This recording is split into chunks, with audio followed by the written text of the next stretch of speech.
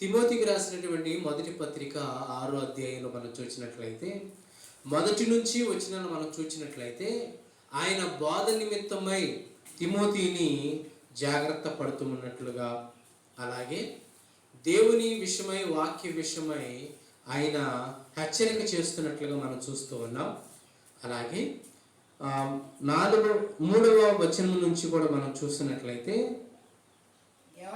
ఎవడైనను మన ప్రభువైన యేసుక్రీస్తు వారి యొక్క హితవాక్యములను దైవభక్తికి అనుగుణ్యమైన బోధను అంగీకరింపక భిన్నమైన బోధన ఉపదేశించిన ఎడల వాడేమియు ఎరుగక తర్కములను గూర్చి వాగ్వాదములను గూర్చి వ్యర్థముగా ప్రయాసపడుచు గర్వాంధుడగును. వీటి మూలముగా అసూయ, కలహము, దూషణము, దురభిమానమును, చెడిపోయిన మనస్సును కలిగి సత్యహీనులై దైవభక్తి లాభ సాధనం అనుకుని మనుషులు వ్యర్థ వివాదములు కలుగుచున్నవి. ఆనాడు సంఘంలో అపోస్తలుడైన పౌలు గారు స్థాపించినటువంటి సంఘాలలో వాక్యాన్ని తమ సొంత ప్రయోజనాలకు వాడుకోవటం అనేటువంటిది జరుగుతూ ఉందట. అలాగే వాక్యాన్ని తమ సొంత ప్రయోజనాలకు వాడుకోవటమే కాదు, దాన్ని తర్కము పెట్టుకొని వారి జీవనానికి ఉపయోగకరంగా వాడుకునేటువంటి రీతిగా ఉన్నారు. అందుకని వారు అక్కడ రాయబడినటువంటి మాట ఏమిటంటే, దైవభక్తి అనుగుణ్యమైన బోధన అంగీకరింపక భిన్నమైనటువంటి బోధ. వారి జీవితానికి దేవుడు ఏది చెప్పాడో దానిని అనుసరిస్తే అది దైవభక్తి. కానీ వారి జీవితానికి అనుగుణ్యమైనటువంటి భక్తిని వారు ఆపాదించుకొనక అనుసరించక వారు భిన్నమైనటువంటి బోధను అనుసరించటం, ఆ భిన్నమైనటువంటి బోధని మరలా ఏం చేస్తున్నారంట, వారు దాన్ని ప్రకటిస్తున్నారట. ఆ భిన్నమైనటువంటి బోధను వారి జీవితంలో చేర్చుకొని దాన్ని మళ్ళీ ప్రకటిస్తూ వారి జీవితానికి అనుగుణంగా వారు బ్రతుకుతూ ఉన్నారట. సత్యానికి ఎదురు తిరిగేటువంటి వారుగా ఉన్నటువంటి సమయంలో వారు అనుకుంటున్నారట, దైవభక్తికి అనుగుణ్యమైనటువంటి బోధన అంగీకరింపక భిన్నమైన బోధన ఉపదేశించిన ఎడల ఆయన అంటున్నాడు, వాడేమీ ఎరుగక తర్కమును గురించి వాగ్వాదములను గురించి వ్యర్థముగా ప్రయాసపడుచు గర్వాంధుడవుతున్నాడు. వాడికి ఏదో వాక్యం తెలిసినట్లుగా, వాడికి ఏదో దేవుడు మర్మము బయలుపరిచినట్లుగా, బైబిల్లో లేనటువంటి వాటిని, జీవ గ్రంథములో లేనటువంటి వాటిని వాడి జీవితానికి అదేదో మర్మం అన్నట్లుగా ప్రకటిస్తూ, పైగా వీటి గురించి ఏం చేస్తున్నాడంట, తర్కమును పెట్టుకుంటున్నాడంట, వాగ్వాదమును పెట్టుకుంటున్నాడట, ఓ ప్రయాస పడిపోతున్నాడు. అలాంటి వారు ప్రస్తుత సమాజంలో కూడా లేకపోలేదు. కానీ పౌలు ఏమంటున్నాడంటే, అలాంటి వారిని చెడిపోయిన మనస్సు కలిగి సత్యహీనులై ఏం చేస్తున్నారంటే, అలాంటి వాళ్ళు చెడిపోయిన మనస్సు కలిగినటువంటి వారు. అంతేకాదు సత్యాన్ని వారు అనుకరించలేకపోతున్నటువంటి వారు సత్యహీనులైపోయి వారు అనుకుంటున్నారట, దైవభక్తి లాభ సాధనం అనుకునేటువంటి మనుషులు ఏం చేస్తున్నారంటండి, నాకు దైవభక్తి చేస్తే, ఈ రకంగా భక్తి చేస్తే నాకు ధనం ఇస్తాడండి, ఈ రకంగా భక్తి చేస్తే నాకు పొలం ఇస్తాడండి, ఈ రకంగా భక్తి చేస్తే నాకు ఆరోగ్యం ఇస్తాడండి, ఈ రకంగా భక్తి చేస్తే నాకు మేలు కలుగుతుందండి. భౌతిక పరమైనటువంటి అవసరాలు తీర్చుకొనటానికి దేవుడిని అనుసరించేటువంటి వారిగా వారి బోధలు ఉన్నాయట. వారి అవసరాల కోసం దేవుని దగ్గరికి వచ్చేటువంటి వారుగా వారి బోధలు ఉన్నాయట. ఆయన అంటున్నాడు, అపోస్తలుడైనటువంటి పౌలు గారు తన శిష్యుడైనటువంటి తిమోతికి చెబుతూ ఈ మాటలు చెబుతూ ఆయన అంటున్నాడు, చెడిపోయిన మనస్సు కలిగినటువంటి వారై సత్యాన్ని తెలుసుకోకుండా సత్యహీనులైపోయినటువంటి వారు ఏమనుకుంటున్నారంటే, దైవభక్తి అనేటువంటిది ఈ భూలోకంలో లాభం అని అనుకుంటున్నారట. భక్తి అనేటువంటిది ఈ భూమి మీద బ్రతుకుతున్నటువంటి ఈ మానవ ప్రపంచానికి, లేదంటే ఇక్కడ నివసిస్తున్నటువంటి 50, 60, 70 సంవత్సరాలకే లాభం అనుకుంటున్నారట. భక్తి అనేటువంటిది పరలోకానికి చేర్చుతుంది అన్న సంగతి వారు మర్చిపోయారండి. ఏమనుకుంటున్నారట, అసలు వారి మనసులే చెడిపోయినాయట. ఆదివారం గుళ్ళోకి వెళ్తే డబ్బులు ఇస్తాడనో, ఆదివారం మందిరానికి వెళితే ఆరోగ్యం బాగుంటుందనో, ఆదివారం మందిరానికి వెళితే ఆయన లేనిది మనకి ఇస్తాడేమో ఈ భూలోకంలో అనుకునేటువంటి వారు చెడిపోయిన మనసు కలిగినటువంటి వారట. ఆయన అంటున్నాడు, భక్తి అనేటువంటిది మన పరలోకానికి దేవుని రాజ్యానికి తీసుకెళ్లేటువంటిదిగా ఉండాలి. కానీ ఇక్కడైతే చెడిపోయినటువంటి మనస్సు కలిగినటువంటి వారు దేవుని వాక్యాన్ని తమకు అనుగుణంగా మార్చుకొని దాని కొరకు మరలా తమ జీవితానికి ఆపాదించుకోవలసినటువంటి మనుషులు, సత్యాన్ని జీవితంలో ఆపాదించుకోవలసినటువంటి మనుషులు వారికి ఇష్టం వచ్చినట్లుగా మలుచుకుంటున్నారట. దేవుని వాక్యాన్ని మలుచుకోవటమే కాదు, దాని కొరకు వాగ్వాదములు పెట్టుకుంటున్నారట, దాని కొరకు తర్కములు పెట్టుకుంటున్నారట, గుంపును పోగు చేసుకుంటున్నారట, దాన్ని అనుసరిస్తూ అనేక మందిని చెరిపేస్తున్నారట. కానీ అపోస్తలుడైనటువంటి పౌలు గారు తిమోతికి ఏమని చెబుతున్నాడో తెలుసా? చూడండి, 6వ అధ్యాయము 6వ వచనం చదవండి. ఎంత మంచి మాట రాయించాడు అక్కడ. సంతుష్టి సహితమైన దైవభక్తి గొప్ప లాభసాధకమైనది. ఆమేన్. సంతుష్టి సహితమైన భక్తిలో సంతుష్టి కలిగి ఉండాలి. అసలు భక్తి అంటేనే సంతుష్టి కలిగినటువంటి భక్తి అని రాస్తూ ఉన్నాడు ఇక్కడ. సంతుష్టి సహితమైనటువంటి దైవభక్తి గొప్ప లాభసాధకమైనది. అమ్మా, ఎక్కడంటండి గొప్ప లాభం? ఈ భూమి మీద కాదు. ఏదో అది వస్తుంది ఇది వస్తుంది, దేవుడు అది ఇస్తాడు ఇది ఇస్తాడని భక్తి చేయడం కాదు, కానీ పరలోకాన్ని దేవుడు మనకిస్తాడనేటువంటి ఆశతో, నిరీక్షణతో, విశ్వాసముతో, ప్రేమతో దేవుని యందు భయభక్తులు కలిగి ఉండటమే దైవభక్తి. అందుకని తిమోతిని హెచ్చరిస్తూ ఆయన అంటూ ఉన్నాడు, తిమోతికి సూచనిస్తూ ఆయన అన్నాడు, సంతుష్టి కలిగినటువంటి దైవభక్తి, సంతుష్టి సహితమైనటువంటి దైవభక్తి గొప్ప లాభసాధకమై ఉన్నది. అమ్మా, అక్కడ ఉన్నటువంటి వారు అపోస్తలుడైన పౌలు స్థాపించినటువంటి సంఘంలో ఈ తిమోతిని పెట్టినప్పుడు, ఈ తిమోతి ఉన్నటువంటి ఆ సంఘములో, ఆ పరిస్థితిలో అందరూ ఏమనుకుంటున్నారంటే, ఈ లోకంలో మణులు, బంగారము, సంపాదన, పొలాలు, స్థలాలు, వస్త్రాలు, బంగారం ఇవన్నీ వస్తాయని అనుకుంటున్నారు. ఆ యొక్క పరిస్థితులను అనుగుణంగా అపోస్తలుడైన పౌలు చెబుతున్నాడు. ఆ కింద వచనాల్లో చూడండి, 7వ వచనంలో ఏమంటున్నాడు? మనం ఈ లోకములోనికి ఏమీ తేలేదు, దీనిలో నుండి ఏమీ తీసుకుపోలేదమ్మా. భూమి మీదకి వచ్చేటప్పుడు ఏం తీసుకొచ్చాం చెప్పండి? ఏం తీసుకొచ్చాం? తల్లి గర్భములో రూపింపబడిన నాటి నుంచి దేవుని కనుచూపు మన మీద ఉండి మనకి జీవమును, ప్రాణమును దేవుడు దయచేసి తల్లి గర్భంలో 9 నెలలు కూడా ఉండి, ఇప్పుడు ఒక 2 నిమిషాలు ముక్కు మూసుకుంటే బ్రతకగలమా? మనం ఇప్పుడు శ్వాస తీసుకోకుండా ఉండగలమా? ఉండలేమండి. కానీ తల్లి గర్భంలో 9 నెలలు దేవుడు ఎలా ఇచ్చాడండి గాలి? ఇప్పుడు ఆహారం తీసుకుంటేనే మనం బ్రతుకుతాం, కానీ దేవుడు తల్లి గర్భంలో 9 నెలలు నోటితో తీసుకోవాలి ఆహారం మనం, కానీ మన గుండె ఆడుతూ ఉంది, శరీరం పెరుగుతూ ఉంది, ఎముకలు వస్తూ ఉన్నాయి, లోపల ఉన్నటువంటి ప్రతి అవయవం నిరూపింపబడుతూ ఉంది. ఒకటి కాదు, ఒక రోజు కాదు, ఒక నెల కాదు, 9 నెలలు తల్లి గర్భంలో దేవుడు మనలను ఆయువునిచ్చి, ప్రాణమునిచ్చి, దేహమునిచ్చి రక్షించినటువంటి దేవాతి దేవుడు చెబుతున్నాడు, తల్లి గర్భముల నుంచి మనం వచ్చేటప్పుడు ఏమియో తేడా. ఒకవేళ వెళ్ళేటప్పుడు ఏమైనా తీసుకెళ్తామా? జయలలిత అంటండి, జయలలిత 800 కేజీలు వెండి ఉందంట, 80 కేజీలు బంగారం ఉందట, 750 జతలకు పైగా చెప్పులు ఉన్నాయట. ఏమైనా తీసుకెళ్ళిందా? ఒక 12,000 చీరలకు పైగా ఉన్నాయంటండి. ఏమైనా తీసుకెళ్ళిందా? ఏ మనుషుడు, ఏ రాజకీయ నాయకుడు, ఏ అధికారి, ఏ గొప్పవాడు, ధనవంతుడు, అందమైనటువంటి వాడు, శాస్త్రవేత్త, వాడు ఎవడైనప్పటికీ కూడా తల్లి గర్భంలో ఏ రీతిగా వచ్చాడో మరలా అదే రీతిగా భూమి మీదకే వెళ్ళిపోవలసిందే.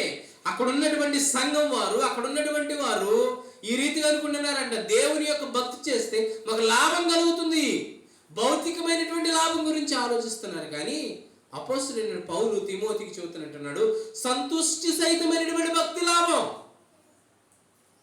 మిత భక్తి మనకు లాభం, మితపరమైనటువంటి ఆశలు కలిగి ఉండడం మనకు లాభం భక్తిలో. అందుకని అంటున్నాడు, సంతుష్టి సహితమైనటువంటి భక్తి గొప్ప లాభదాయకమై ఈ లోకంలోనికి వచ్చినప్పుడు ఏమీ తీసుకొని రాలేదు, మరలా వెళ్ళేటప్పుడు కూడా ఏమీ తీసుకొని వెళ్ళం. మరి ఎలాగ ఉండాలట భక్తి విషయంలో? దేవుని బిడ్డలైనటువంటి మనము ఎలాగ ఉండాలట? దేవుని రక్తము చేత కడగబడినటువంటి మనము, దేవుని బిడ్డలుగా ఉన్నటువంటి మనము ఎలా ఉండాలో కూడా చెబుతున్నాడు తిమోతికి అపోస్తలుడైన పౌలు. చూడండి ఆ మాట చదవండి, 8వ వచనము. దీనిలో నుండి ఏమీ తీసుకొని పోలేము కాగా అన్న వస్త్రములు గలవారై ఉండి వాటితో తృప్తి పొంది యుందుము. ఆమేన్. అమ్మా, భక్తి విషయంలో తృప్తి మన లాభసాధకంగా ఉండాలి అని అంటే ఒకటి గ్రహించాలట, మనం ఈలోనికి ఏమీ తీసుకురాలేదు, ఏమీ తీసుకువెళ్ళదు. అన్న వస్త్రములు కలిగి ఉండి, అన్నము వస్త్రములు మితముగా కలిగి ఉండుట, అది దేవుని భక్తి అట. కట్టుకోవడానికి ఒక చీర, కట్టుకోవడానికి వేసుకోవడానికి ఒక ప్యాంటు షర్టు, అన్నము వస్త్రములు కలిగి ఉండటమే భక్తి. అవి ఉంటే సంతుష్ట సహితమైనటువంటి భక్తికి సాదృశ్యం. తిమోతికి చెబుతున్నాడు, కాగా అన్న వస్త్రములు గలవారమై ఉండి వాటితో తృప్తి పొంది యుందుము. ధనవంతులకు అపేక్షించువారు శోధనలోను ఉరిలోను అవివేకయుక్తములు హానికరములైనటువంటి అనేక దురాశల్లో పడుతురు. అట్టివి మనుషులను నష్టములోను నాశనములోను ముంచును. ఎందుకనగా ధనాపేక్ష సమస్తమైన కీడులకు మూలము. కొందరు దానిని ఆశించి విశ్వాసము నుండి తొలగిపోయి నానా బాధలతో తమ్మును తామే పొడుచుకొనిరి. ధనాపేక్ష సమస్తమైనటువంటి కీడులకు మూలం. కొందరు ధనాన్ని ఆశించి ఏం చేశారంటండి?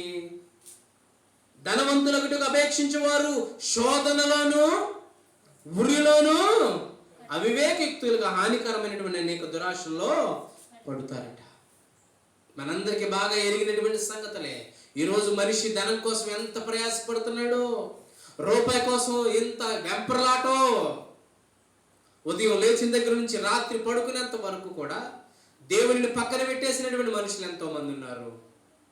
రూపాయి కోసం, ధనం కోసం, ఆస్తి కోసం ప్రయాసపడేటువంటి వారు చాలా మంది కోకొల్లలుగా ఉన్నారు.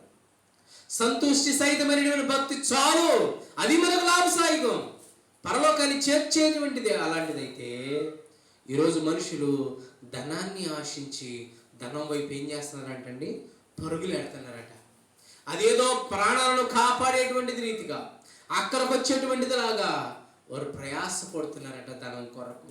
కానీ ధనం కొరకు ప్రయాసపడేటువంటి వారు శోధనలోను ఉరిలోను పడతారు. మీకు ఒక సంగతి చెప్పాలని ఆశపడుతున్నాను. బైబిల్లో ఉన్నటువంటి సంగతి రాజుల 2వ గ్రంథం 5వ అధ్యాయం ఉంది కదా. నయమాను కుష్టి వ్యాధి కలిగి ఎలీషా ప్రవక్త దగ్గరకు వచ్చాడు.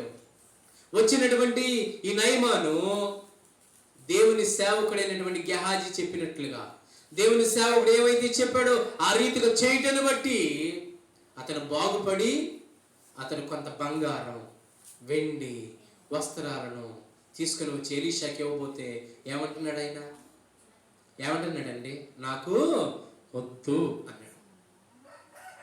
నాకు వద్దు అని వెళ్ళిపోతామంటే ఆ పక్కనే ఉన్నటువంటి ఎలీషా శిష్యుడైనటువంటి గెహాజీ ఏం చేస్తున్నాడండి? అయ్యో, రోగం నుంచి విడుదల పొందాడు నయమాను. ఇదిగో పొరుగు రాజ్యం నుంచి వచ్చాడు, బంగారం తెచ్చాడు, వెండి తెచ్చాడు, వస్త్రాలు తెచ్చాడు. అదేంటి మా గురువు గారు వద్దంటున్నాడేంటి, ప్రవక్త వద్దంటున్నాడేంటి, ఆయనకు మనసు లేదు కదా, నేనన్నా సంపాదించుకుందాం అని అనుకొని వారు వెళ్ళిపోతున్నటువంటి రథాన్ని వెంబడించాడు. వెళ్ళిపోతున్నటువంటి రథాన్ని వెంబడించి ఏమంటున్నాడు, అయ్యా ఇదిగో ఇప్పుడే బంధువులు వచ్చారు, 2 మణుగులు వెండి, ఇదిగో 2 వస్త్రాలు దయచేస్తే నేను తీసుకువెళ్ళి వాళ్ళకి ఇస్తానే అంటే నయమాన్ అంటున్నాడు, 2 కర్మయ్యా, ఈ రోగం నిమిత్తం అనేక ఖర్చు పెట్టాను, ఈ రోగం నయం కాదని అనుకున్నాను, నాకు నయం అయిపోయింది, నాకు డబ్బు కాదు ప్రాముఖ్యం, వెండి కాదు ప్రాముఖ్యం, బంగారం కాదు ప్రాముఖ్యం, వస్త్రాలు కాదు ప్రాముఖ్యం అని చెప్పి 2 కర్మ, 4 తీసుకెళ్ళు, 4 మణుగులు తీసుకెళ్ళు అని చెప్పి వస్త్రాలు, వెండి ఇదిగో పనివారినిచ్చి పంపిస్తే ఆ గెహాజీ ఏం చేశాడు తెలుసా, అక్కడ వరకు గుమ్ము వరకు మోసుకొచ్చినటువంటి వాటిని తీసుకువెళ్ళి ఇంటిలో దాచుకొని మరలా ఏం తెలియనట్టుగా వచ్చేసి వారిని పంపించేసి ఎలీషా గుమ్మం దగ్గర నుంచున్నాడు. ఎలీషా అంటున్నాడు, ఎక్కడికి వెళ్ళొచ్చావు అబ్బాయి గెహాజీ అంటున్నాడు. గెహాజీ ఎక్కడికి వెళ్ళొచ్చావు అంటే, జీవము తోడు ఇదిగో నేను ఎక్కడికే వెళ్ళలేదు కదా, ఇక్కడే ఉన్నాను కదా అంటున్నాడు.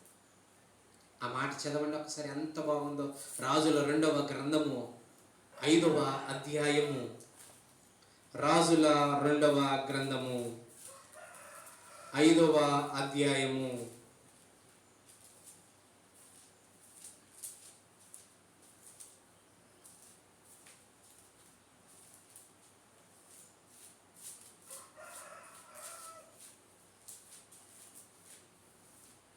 20వ వచనం ఒకసారి చదవండి. అంతగా దైవజనుడైన ఎలీషాకు సేవకుడు గెహాజీ నయమాను తీసుకొని వచ్చిన వాటిని అంగీకరించుటకు నా యజమానుడికి మనసు లేకపోయిన గాని యెహోవా జీవము తోడు నేను పరిగెత్తుకొని పోయి. అమ్మా దేని కొరకండి? సంపాదించింది ఎక్కడన్నా దాశాడా? భూమిలో బంగారం పెట్టాడా? బ్యాంకులో నుంచి తెచ్చుకోవడానికా? సంపాదించిందా ఏంటి? కష్టార్జితం ఏంటి? కాదు, ధనం కొరకు ఆశించి నా యజమానుడికి ఎట్లా ఆశ లేదు, నేనన్నా తెచ్చుకుంటా అని పరిగెత్తుకుంటూ వెళ్తున్నాడంటండి. మనస్సు లేకపోయిన గాని యెహోవా జీవముతోడు నేను పరిగెత్తిపోయి అతన్ని కలుసుకొని అతని యొద్ద ఏదైనా తీసుకుందును అని కలుసుకున్నాడు. 23వ వచనం చదువునానా? 23. అందుకు నయమాను నీకు అనుకూలమైతే రెట్టింపు వెండి తీసుకొని మరి బ్రతిమలాడి 2 సంచులలో 4 మణుగులు వెండి కట్టి 2 దుస్తులు బట్టలనిచ్చి తన పనివారిలో వేగా వారి గెహాజీ ముందర వాటిని మోసుకొని పోయిరి. మెట్ల దగ్గరకు రాగా వారి యొద్ద నుండి గెహాజీ వాటిని తీసుకొని ఇంటిలో దాచి వారికి సెలవీగా వారు వెళ్ళిపోయి అందరి ఎలీషాలో నిలవగా ఎలీషా వారిని చూచి, గెహాజీ నువ్వు వెచ్చటి నుండి వచ్చిదమని అడిగినందుకు వాడు నీ దాసుడనైనటువంటి నేను ఎచ్చటికి ఎక్కడికి పోలేదండి. పోయాడా లేదా? దేన్ని ఆశించి? వెండిని ఆశించి, వస్త్రాలను ఆశించి, ఏదైనా దొరికితేమో అని పరిగెత్తుకొని పోయాడు. కానీ ఏం తెచ్చుకున్నాడు? వెండితో పాటు వస్త్రాలతో పాటు కుష్టు వ్యాధిని తెచ్చుకున్నాడు. ఇక్కడ నూతన నిబంధనలో పౌలు గారు తిమోతికి ఇస్తున్నాడు కదా, కొందరు ధనమును ఆశించి ఏమైపోయారంటండి? తమను తామే పొడుచుకున్నారు, సమస్తమైనటువంటి ఊరిలోనికి శోధనలోనికి వెళ్ళిపోయినట్లుగా మనం చూస్తా ఉన్నాం. అంతేకాదు సుమా, వాడు కష్టపడిన సొమ్మేం కాదు, అయినప్పటికీ కూడా దాన్ని పరిగెత్తుకొని తెచ్చుకోవడానికి ఇష్టపడి అక్కడ రాయబడినటువంటి నూతన నిబంధనలు ఇప్పుడు పౌలు తిమోతికి ఇస్తున్నటువంటి మాట చూడండి. 6వ అధ్యాయంలో ఈ 9వ వచనంలో, ధనవంతులకు అపేక్షించువారు గెహాజీ శోధనలోను ఊరిలోను అవివేకయుక్తులుగా హానికరములైనటువంటి అనేక దురాశలలో పడుదురు. అట్టివి మనుషులను నష్టములోనికి నాశంలోనికి ముంచివేయను. ముంచేసినయే లేదండి. తెచ్చుకున్నటువంటి వెండి కానీ వస్త్రాలు కానీ ఏమన్నా ప్రయోజనం? ఇప్పుడు ఆ కుష్టి వ్యాధి నుంచి అతన్ని బయటికి రప్పించగలవా? ఏమన్నా అదే డబ్బు నయమాను దగ్గర కోకొల్లలుగా ఉంది. ఆ డబ్బే గనక రక్షించగలిగితే, వ్యాధి నుంచి విడుదల కలిగించగలిగితే ఎలీషా దగ్గరకు వచ్చే పని లేదు కదా. ఆశించాడు, పరిగెత్తుకొని పోయి తెచ్చి ఆ వెండిని వస్త్రాలకు బదులుగా, దాటికి బదులుగా ఏం తెచ్చుకున్నాడండి? ఆశకు బదులుగా నాశనాన్ని తెచ్చుకున్నాడు, కుష్టి వ్యాధిని తెచ్చుకున్నాడు. దేవుని వాక్యము సత్యమైనటువంటి వాక్యం అండి. కొందరు దీని నుండి విడిపోయి సత్యహీనులై వారికి అనుగుణంగా మలుచుకుంటున్నారట దేవుని వాక్యాన్ని. అయ్యా, మనం భూమి మీద నుంచి వెళ్ళేటప్పుడు ఏం తీసుకుపోలేం, భూమి మీదకి వచ్చేటప్పుడు ఏమీ తీసుకొని రాలేదయ్యా. తల్లి గర్భములో ఎట్లా నుంచి వచ్చామో మరలా అలాగే వెళ్ళిపోవాలి. నీవైతే సంతుష్టి కలిగినటువంటి, సంతుష్టి సహితమైనటువంటి భక్తి కలిగి ఉండు. ఎవరెన్ని దుర్బోధలు చేస్తున్నా సరే, ఎవరెన్ని మాటలు చెబుతున్నా సరే, వాటిని వినొద్దు, వాటిని ఆచరించొద్దు, వాటిని హృదయంలో ఉంచుకోవద్దు. దేవుని వాక్యం ఏమి సెలవిస్తే దానిని మాత్రమే అనుసరించయ్యా తిమోతి అని చెబుతున్నాడు. కొందరైతే ధనాన్ని ఆశించి వాటి వెంట పరిగెత్తుకొని వెళ్ళి నాశనానికి, ఊరిలోనికి తెచ్చుకొని వారు నాశనం అయిపోయారు. కానీ నువ్వు అలా చేయబాక. దేవుని వాక్యాన్ని ఇష్టం వచ్చినట్టు వాడుకోబాక, స్వంతానికి వాడుకోబాక, సత్యహీనుడు కాబాక. దేవుని వాక్యాన్ని వాక్యముగా ప్రకటించు, వాక్యాన్ని నీ జీవితానికి అన్వయించుకో. దుర్బోధల వాళ్ళు ఇదిగో డిబేట్లు పెడతారంటున్నాడు, వాగ్వాదం చేస్తారంటున్నారు, ఒప్పింపజేస్తారు.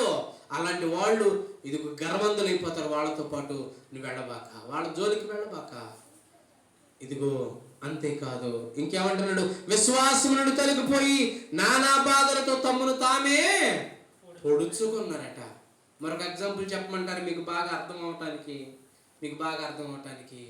యేసు ప్రభుని పక్కనే ఉంటున్నాడండి. యేసు ప్రభు పక్కనే ఉంటున్నాడు ఇస్కరియోతు యోధ.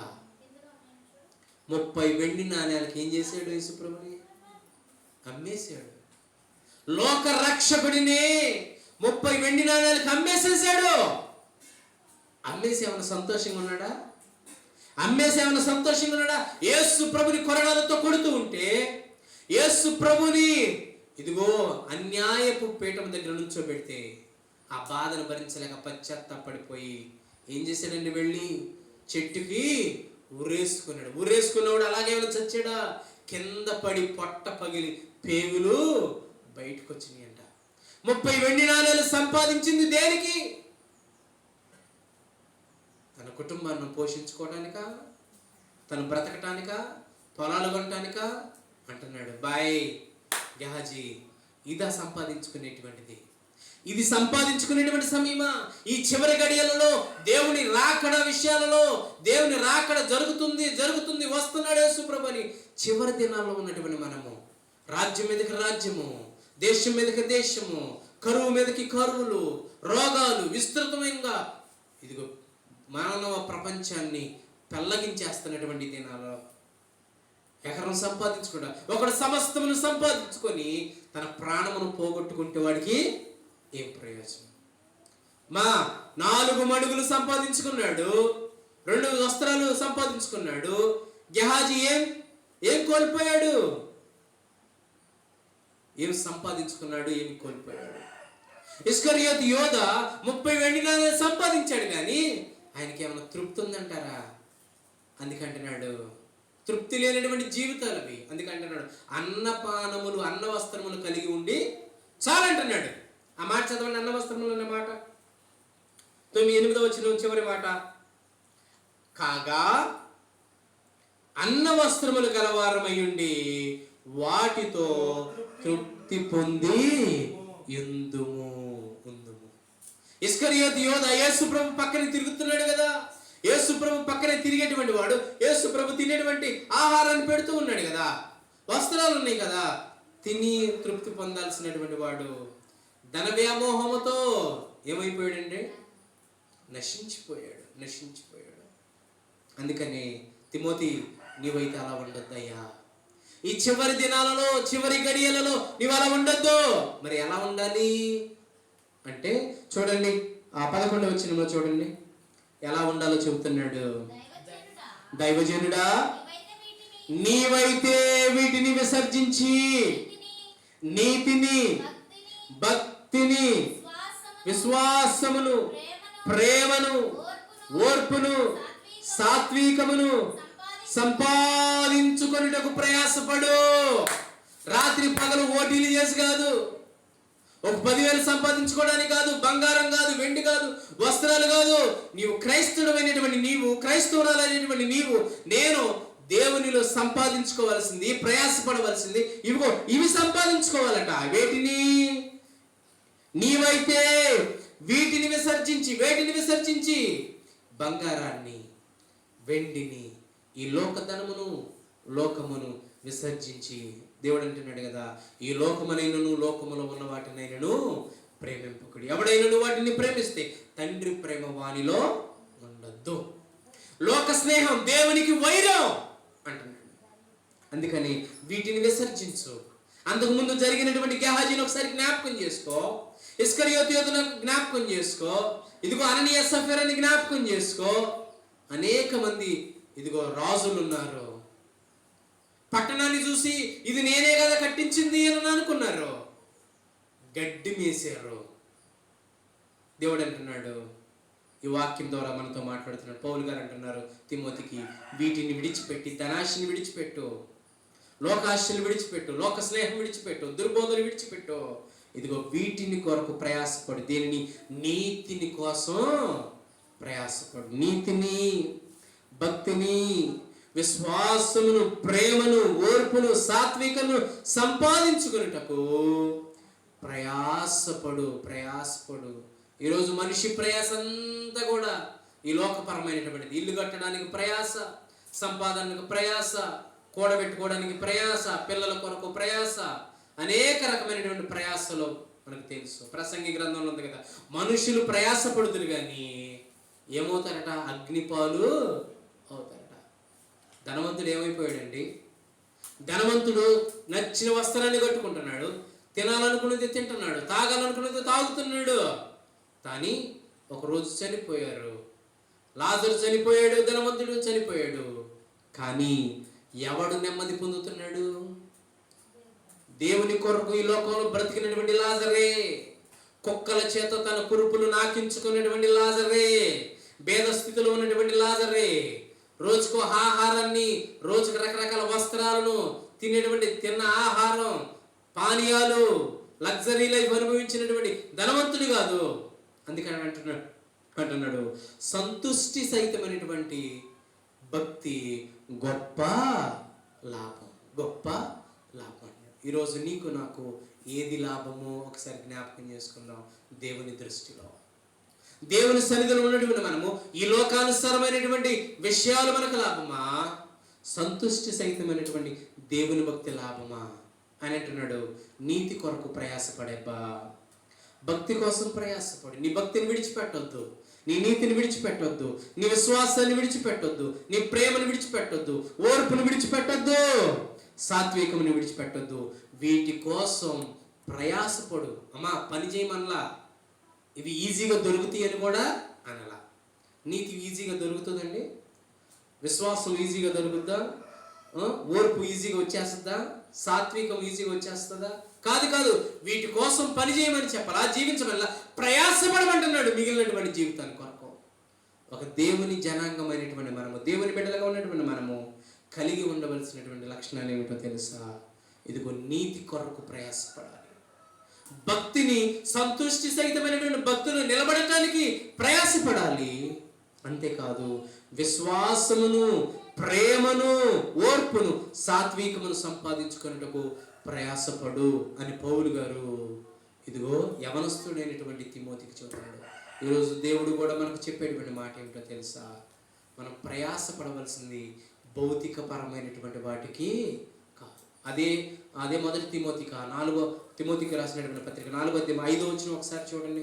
4వ అధ్యాయం 8వ వచనం చదువుదాం ఒకసారి. 4వ అధ్యాయం 8వ వచనము తిమోతికి రాసిన మొదటి పత్రికలు ఉన్నదే. శరీర సంబంధమైనటువంటి సాధకము కొంచెము మట్టుకే ప్రయోజనకరమగును గాని. అమ్మా శరీర సంబంధమైనటువంటి సాధకం అంటే ఏంటో తెలుసా? ఎక్సర్సైజులు తెలుసా మీకు? ఆరోగ్యం కావడానికి ఏం చేస్తాం? పొద్దున్నే ఎక్సర్సైజ్ చేసుకుంటాం, అనేక ఆహార నియమాలు పాటిస్తాం, ఉరుగుతాం, రన్నింగ్ చేస్తూ ఉంటాం, నడుస్తూ ఉంటాం. ఆ పనులు వాటిని గురించి అన్నాడు. శరీర సంబంధమైనటువంటి సాధకము కొంచెము మట్టికే కానీ దైవభక్తి ఇప్పటి జీవ విషయములోను రాబో జీవ విషయములోను వాగ్దానముతో కూడినదైనందున అది అన్ని విషయములలో ప్రయోజనకరమవును. ఆమేన్. అమ్మా, శరీరంతో చేసేటువంటి ప్రాక్టీస్, శరీరంతో చేసేటువంటి ఆసనాలు, శరీరంతో చేసేటువంటి ఎక్సర్సైజెస్ కొంచెము మట్టుకే ప్రయోజనం అంట. ప్రయోజనం కాదని అంటలా. నడిస్తే ఆరోగ్యం వస్తుంది కాదంట్లా, యోగా చేస్తే వస్తుంది కాదంట్లా, ఎక్సర్సైజ్ చేస్తే వస్తుంది కాదంట్లా.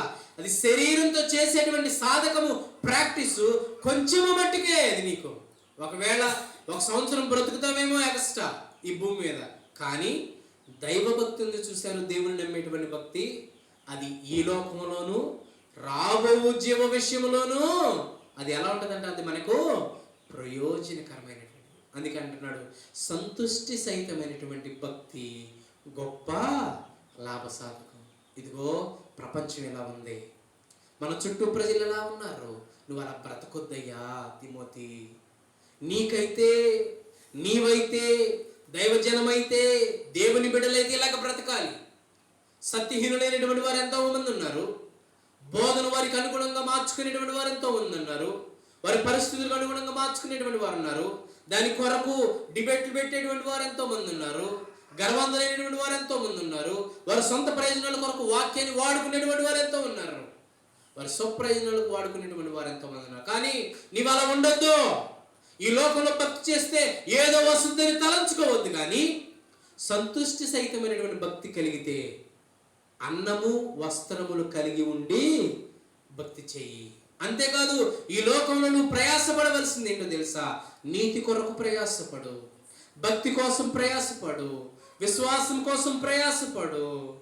ఇదిగో మిగిలినటువంటి విషయాలు ఏవైతే ఉన్నాయో, ప్రేమను గురించి, ఓర్పును గురించి, సాత్వికమును గురించి, వీటన్నిటిని సంపాదించుకున్నట్టుకు ప్రయాసపడు తిమోతి అంటున్నాడు. ఈరోజు దేవుని బిడ్డలుగా నీవు నేను కూడా వీటి కొరకు ప్రయాసపడాలని. ఆనాడు సంపాదన కొరకు పరిగెత్తినటువంటి గేహాజీని ఒకసారి జ్ఞాపకం చేసుకుందాం. ఇస్కరియోతు యోధాని జ్ఞాపకం చేసుకుందాం. అననీయ సఫీరాలను జ్ఞాపకం చేసుకుందాం. ఎంతో మంది రాజులు ఉన్నారు, గొప్పవారు ఉన్నారు, కానీ వారందరూ ధనాన్ని ఆశించి వారు మాయలోనికి వెళ్ళిపోయారు, నాశనానికి, ఊరిలోనికి వెళ్ళిపోయారు, తమ్మును తామే పొడుచుకున్నారు, రాజ్యాల మీదకి రాజ్యాలు.